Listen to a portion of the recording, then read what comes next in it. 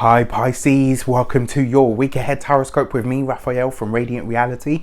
It's an absolute pleasure to have you. Thank you so much for being here. Thank you so much for joining me. If you haven't already, please don't forget to like, share, and if you should so choose, hit that subscribe button.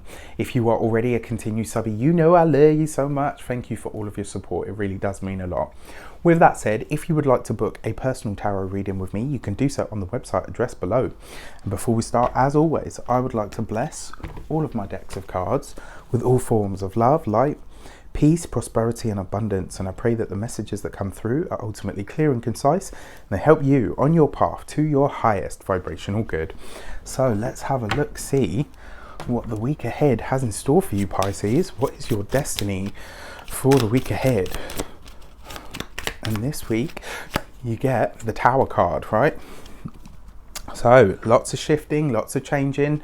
The thing about the Tower card is it's also about a shocking realization.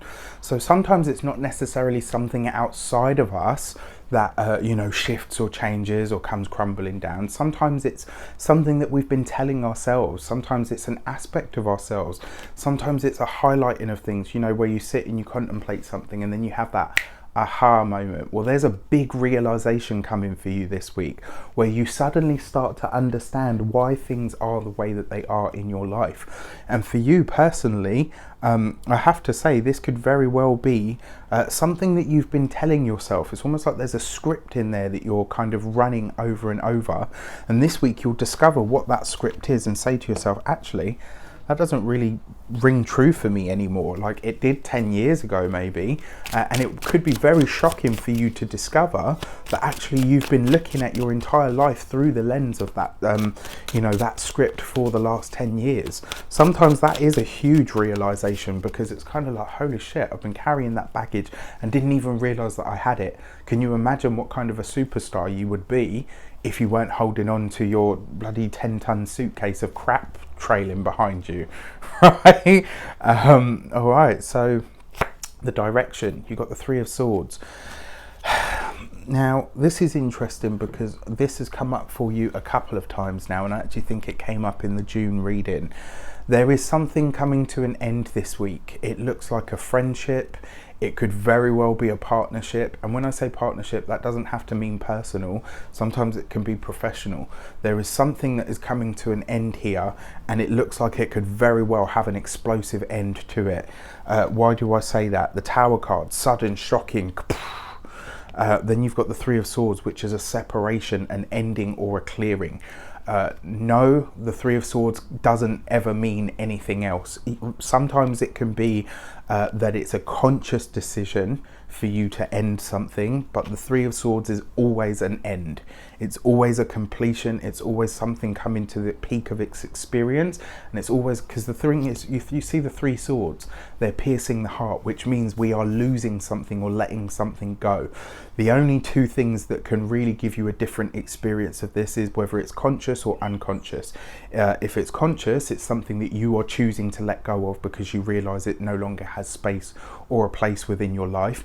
If it's unconscious, then there's that whole aspect where you didn't really see it coming, or it could be external, where this is something where somebody says to you, we're asking you to leave, I don't want to be with you anymore, or something like that. There is a shocking conclusion coming to a specific relationship that you have.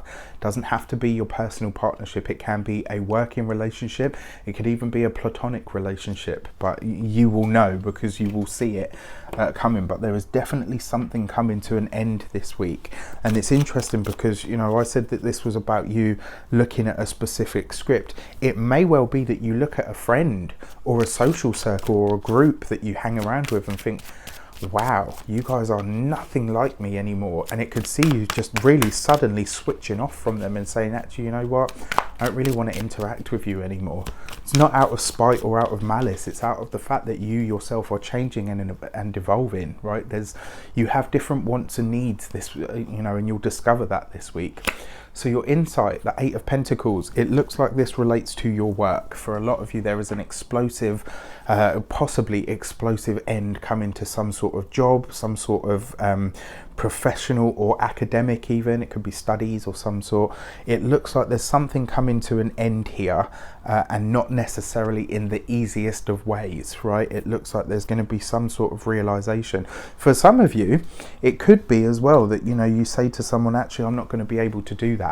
And the response you get is kind of gnarly, and you think, wow, you know, I usually bend over backwards for you to do this, this and this, and you can't even give me, you know, I don't know, a day off when I need it because I've got something that needs to be done. It could be something as trivial as that, but on the other end of the scale, it could be something quite huge. And, you know, like I said, it could be, for some of you, this could be a friendship is really coming to an end this week.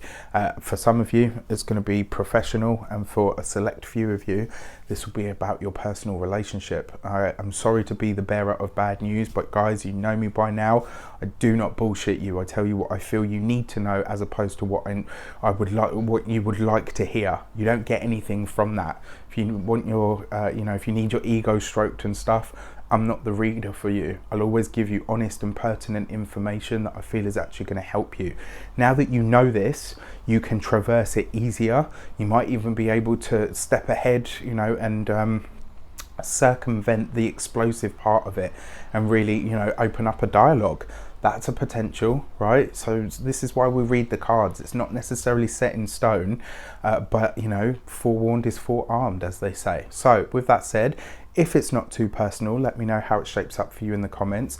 I wish you an abundance of all of that good stuff. Whatever is an old structure that may well be holding you back or keeping you down in some way, shape or form, it's now time to release that. And if you don't release it, the tower will crash on its own. You've got to make that choice, you know. Sometimes it's the best of a bad bunch, right? I wish you an abundance of all of that good stuff. Take care, and I'll see you soon.